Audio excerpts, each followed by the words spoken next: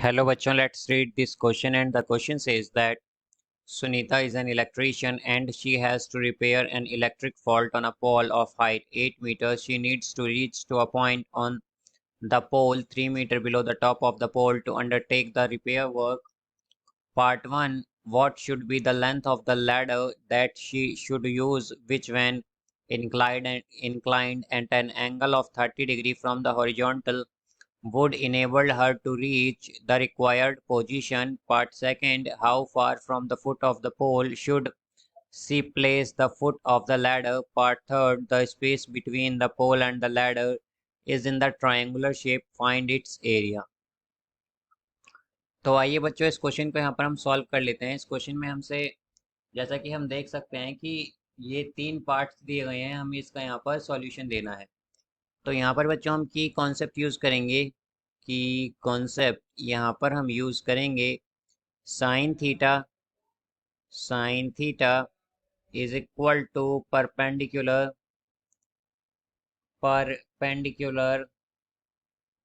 Bye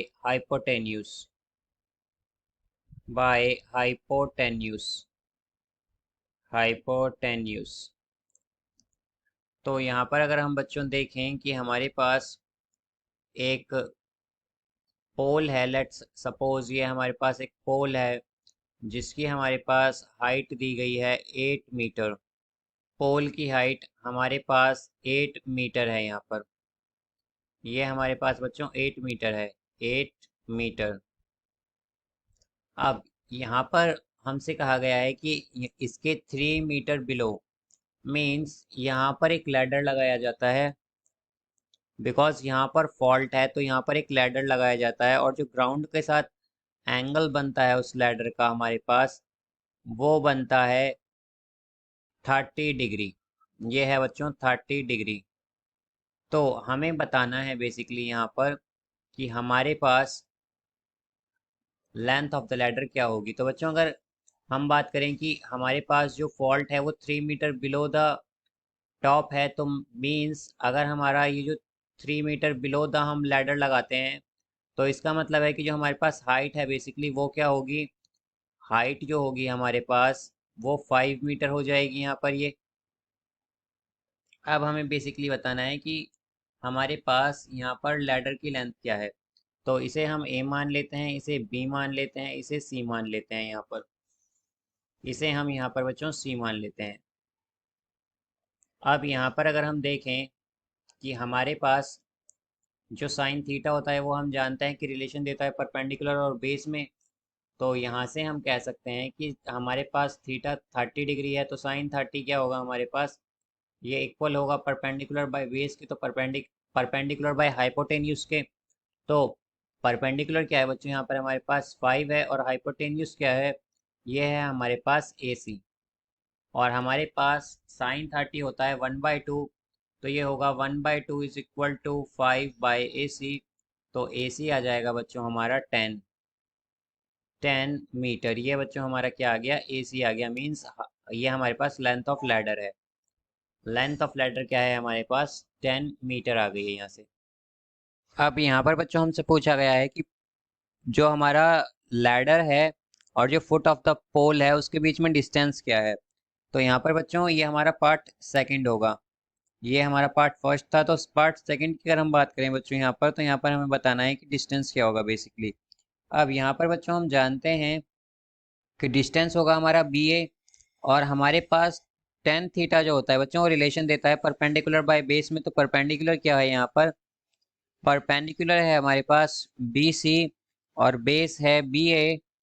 तो यहाँ से हम कह सकते हैं अगर हम देखें तो टेन थीटा बेसिकली हमारे पास बच्चों थीटा क्या है यहाँ पर 30 डिग्री। तो ये हो जाएगा टेन थर्टी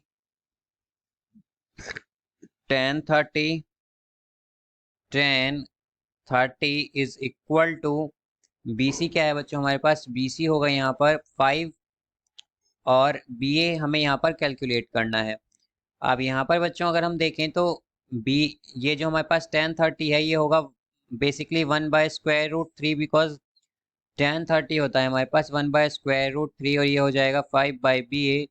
तो BA की वैल्यू आएगी हमारे पास 5 into square root 3 metre. Metre यहाँ पर ये आ जाएगा बच्चों हमारे पास। अब यहाँ पर बच्चों हम जानते हैं कि हमारे पास जो स्क्वायर रूट 3 होता है इसकी वैल्यू होती है 1.732। अगर इसे हम 5 से मल्टीप्लाई कर दें तो ये आ जाएगा हमारे पास। तो यहाँ से बच्चों बी ए जो आएगा हमारे पास वो आ जाएगा 8.66 मीटर। 8.66 मीटर। तो ये बच्चों क्या है हमारे पास, ये बेसिकली डिस्टेंस है पोल और लैडर के बीच में।